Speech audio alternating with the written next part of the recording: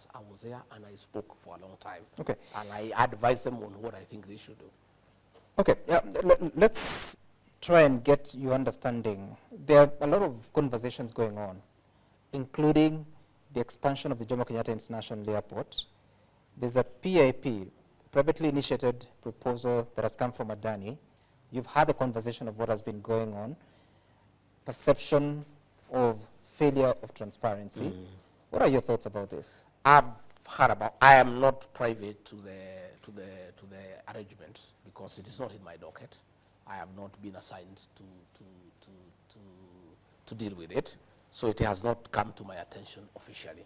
So what I know is what I'm also reading and hearing. You know, I'm listening to the people of Kenya. What I know is what I'm listening to the people, but I don't have the details. I will not be able to say exactly what the details are. Is it a good deal for the country? Is it a bad deal for the country? I don't have those details. I'm a very truthful person. If those details are put before me, I'll be able to apply my mind and give an opinion. As it is, I'm just listening like that. But Deputy President, you chair committees. And these committees, when Kipchumba Murkomen was the Transport Cabinet Secretary, you are still chairing those committees. You never heard of such? What the details were not brought before the committee. What was brought to the committee is that there is need to expand Jkia. And we said, go ahead and expand Jkia.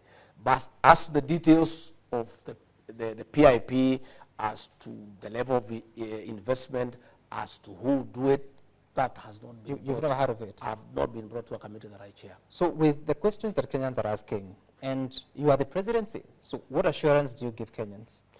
Well, what I can say is that the next time that I hold a cabinet committee, I'll ask the minister in charge of transport to give us a brief as a cabinet committee so that I'm also appraised, so that if I go to an interview like this one, I can be able to answer. As it is, I'm as green as you are. I have no details. What I know is that Kipchumba Murkomen came to the cabinet committee and asked for approval to start arrangements to expand JKI. Okay. And we approved. And we went to the cabinet, we approved. But as to the details, as to how it is being done, as to who is doing it, whether it's value for the money for the country, whether the thing is above board or not, I cannot comment about it because I am as green as you are. Okay. Well, I have to admit that we've been reading about it and reporting about it.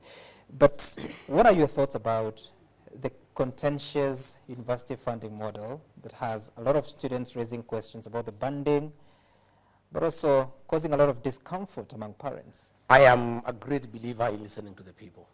People don't just complain without a reason. We came up with this financing model. It was brought by Minister Machogu before Cabinet Committee. It went to Cabinet. We looked at it and we agreed it's a good model. But Kenyans think differently. And at the end of it all, Sam, we must listen to the people. Because all these things we do are for the benefit of the people. If the people we are trying to help feel so bad about something, you cannot insist on it. And that's why I'm happy that the president has appointed a committee to review, you know, and reconsider what people are saying. Again, we need to listen to the students, we need to listen to the parents, we need to listen to the vice chancellors, we need to listen to the lecturers. It's about the people. And I am in agreement 100% that where people raise issues, we have a responsibility as an administration to accord them a hearing, because we are not rulers. So we are leaders. Why is it that the listening is always after the fact? Well, Sam, you do things that are well-intentioned. Sometimes